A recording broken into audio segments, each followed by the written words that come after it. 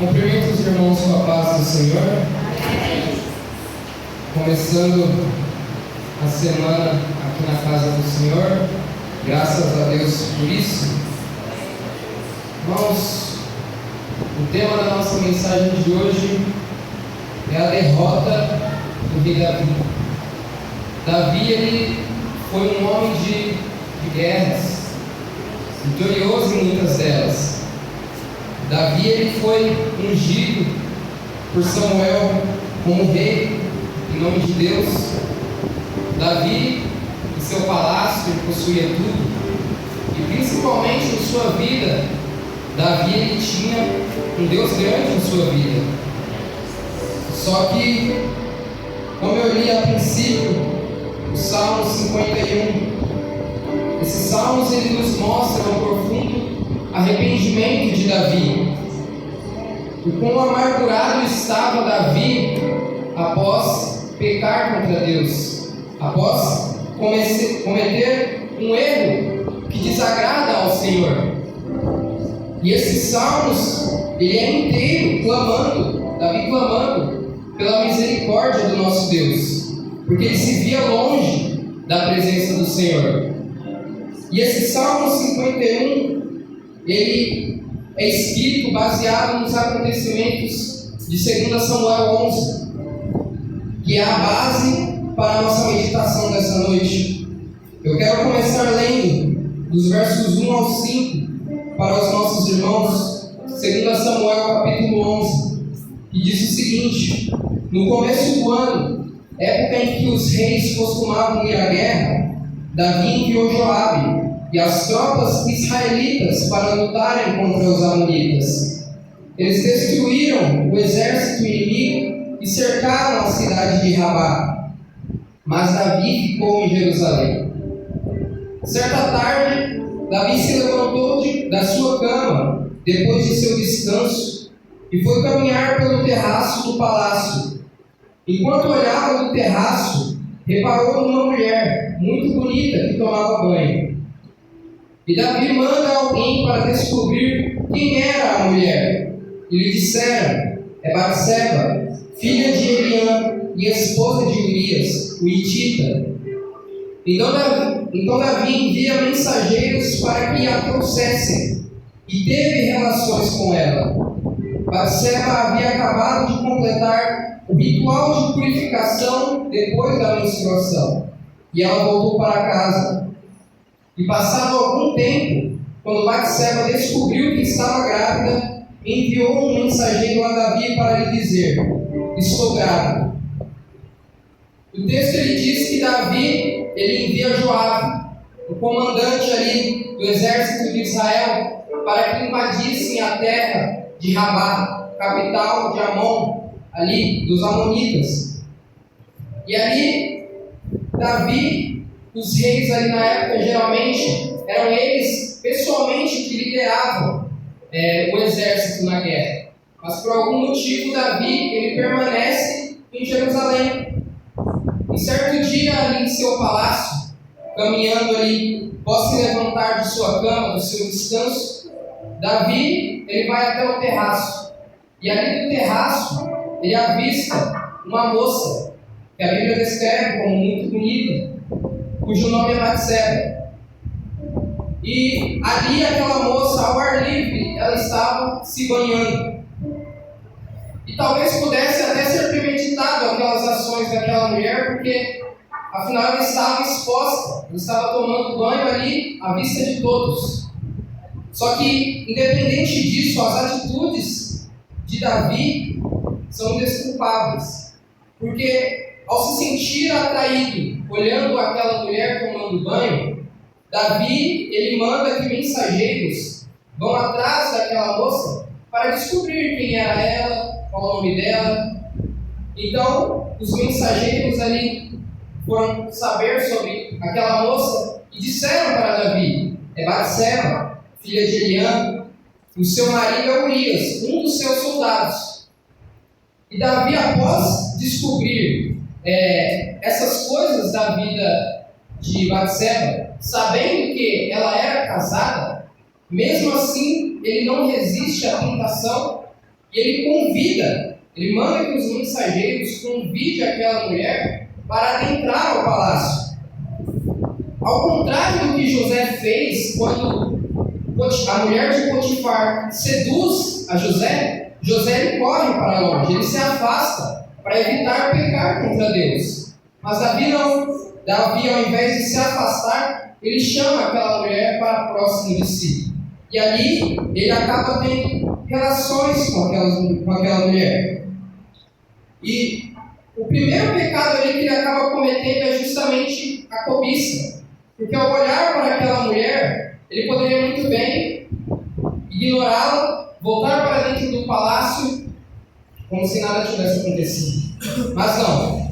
Ele descobre que a mulher era grávida, ele se sente atraído por ela, e não somente um pecado ele comete, mas também o segundo, que é o adultério.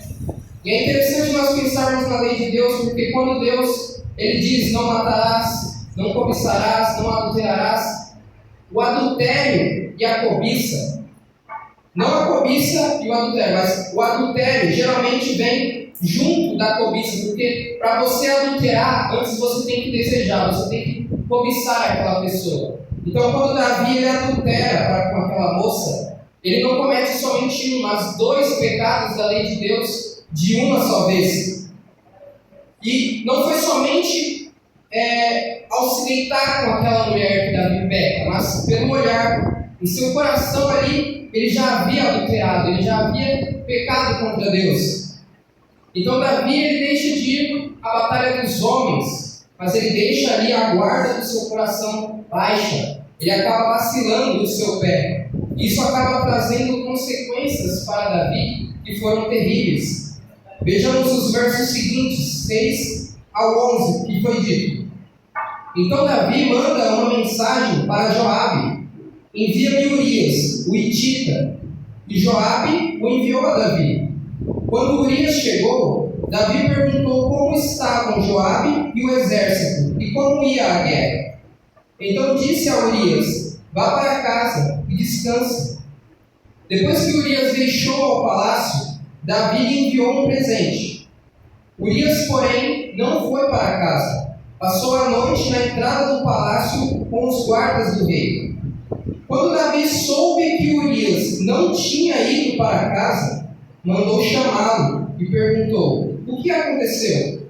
Depois de ter ficado tanto tempo fora, por que você não foi para casa ontem à noite?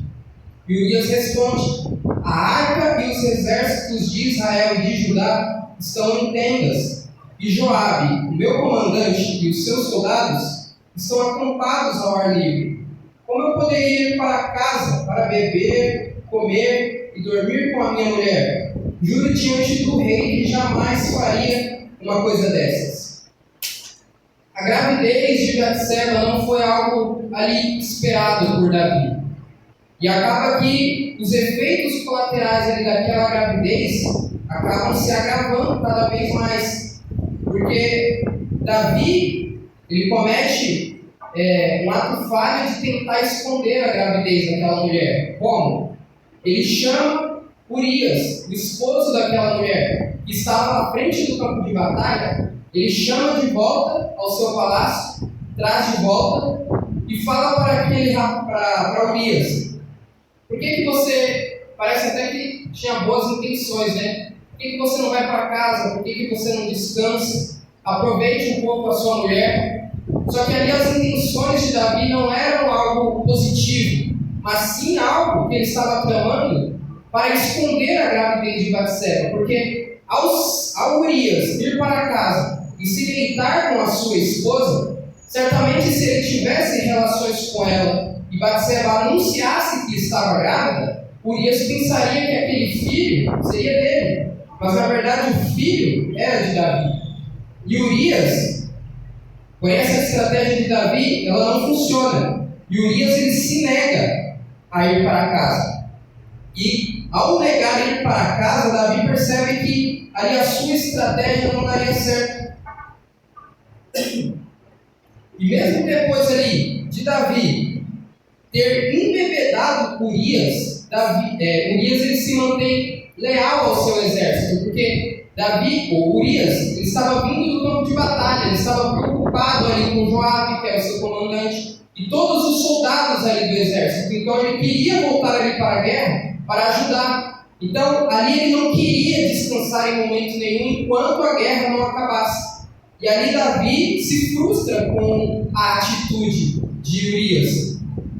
Mesmo assim, Davi ainda tenta fazer o quê? Davi tenta embebedar Urias. E tenta embebedá-lo com vinho. Só que mesmo bêbado, Urias se manteve, o seu senso continuou leal ao seu exército. Isso nos ensina, irmãos, que não adianta nós tentarmos encobrir os nossos pecados. Não adianta nós tentar fugir dos nossos erros. Porque quanto mais nós fugimos e tentamos esconder as nossas falhas de Deus, pior ainda vai se agravando.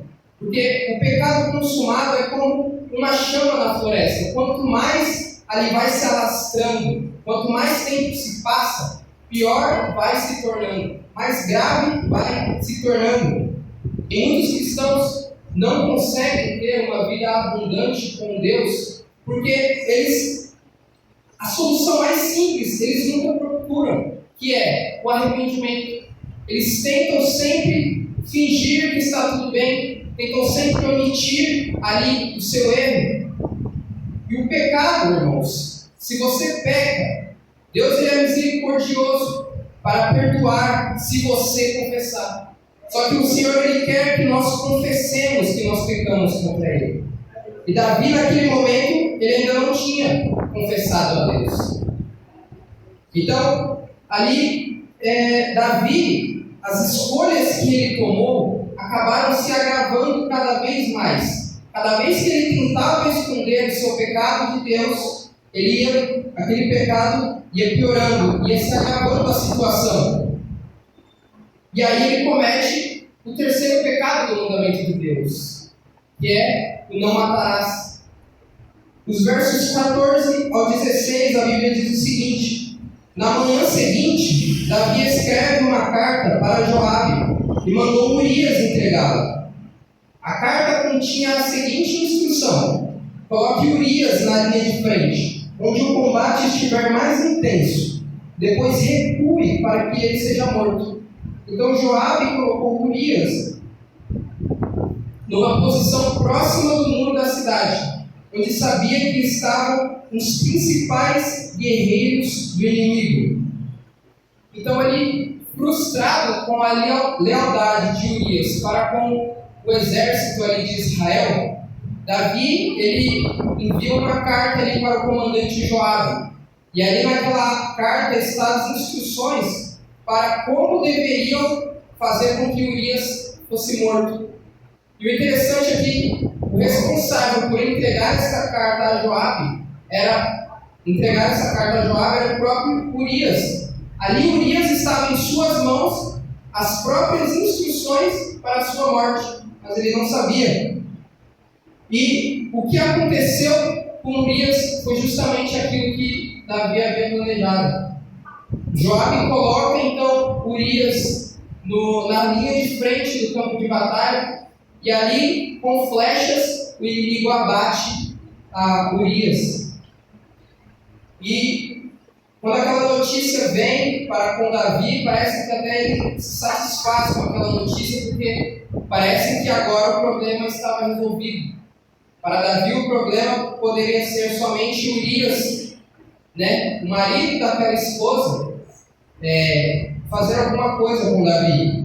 Só que quando a notícia chega para com Davi falando que o Urias havia sido morto, diferentemente da tristeza que ele sente com a morte de Saul ou com a morte de Jonatas, ele diz o seguinte: o mensageiro vem a Jerusalém e diz, Davi respondeu, diga a Joabe que não desanime, a espada devora este hoje e aquele amanhã. Lutem bravamente e conquistem a cidade. Então, em outras palavras, ele dizendo, é guerra.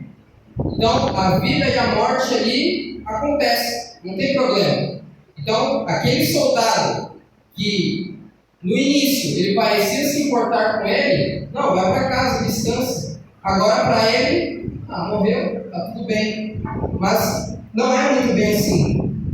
Embora as circunstâncias dos nossos erros parece que não sejam imediatas, as circunstâncias não sejam imediatas, elas virão. Porque nós devemos nos lembrar que tudo aquilo que nós colhemos, ou tudo aquilo que nós semeamos, nós colheremos. Não adianta nós querer colher bênção se o que nós semeamos é a desobediência. Porque um filho que teme ao seu pai, ele guarda o mandamento. Então, como seres humanos, nós vamos errar. É fato.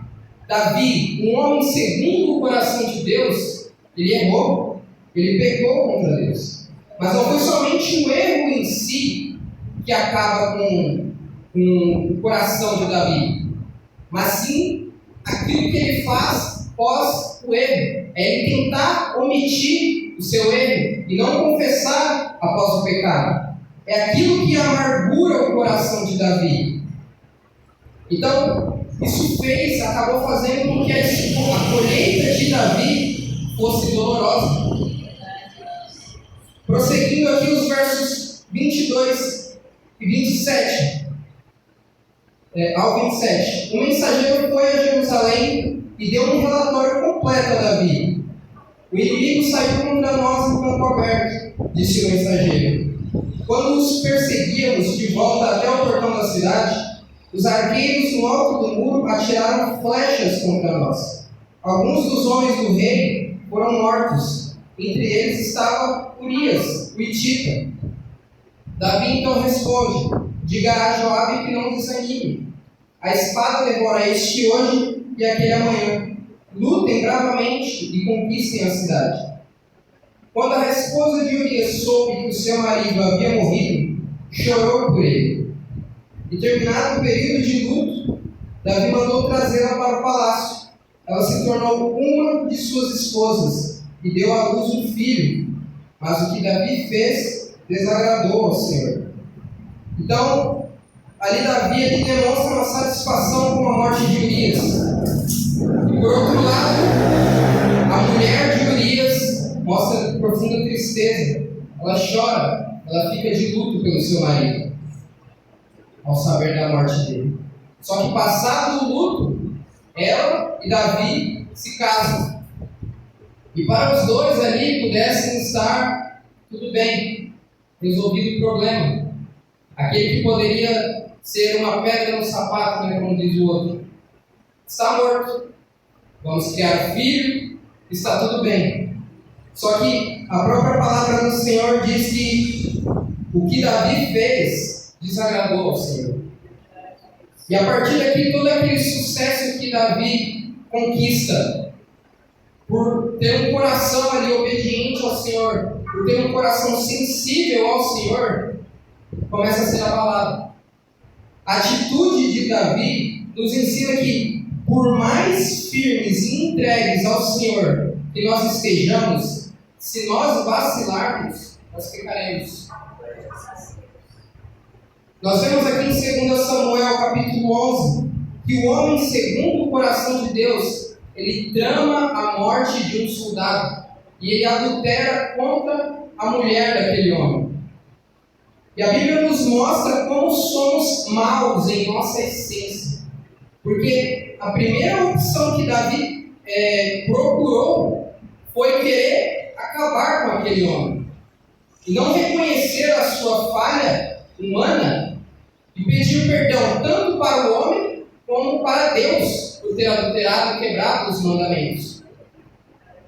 E a Bíblia é taxativa em dizer que quando nós pecamos ao Senhor, nós devemos de confessar. Amém? Ali ele pensa que iria ficar tudo bem. Só que o que ele achava que ninguém tinha visto, Deus viu. Ele vê, ele está atento a tudo aquilo que nós fazemos. Nós podemos esconder os nossos pecados das pessoas, mas de Deus a gente não consegue esconder. Então é por isso que no Salmo 51, Davi ele clama ao Senhor. Davi ele percebe o seu erro, a sua falha, e ele se mostra arrependido. Ele clama: Senhor, tem misericórdia de mim, apaga as minhas transgressões, segundo a multidão das tuas misericórdias. Davi ele não estava suportando viver com aquela culpa.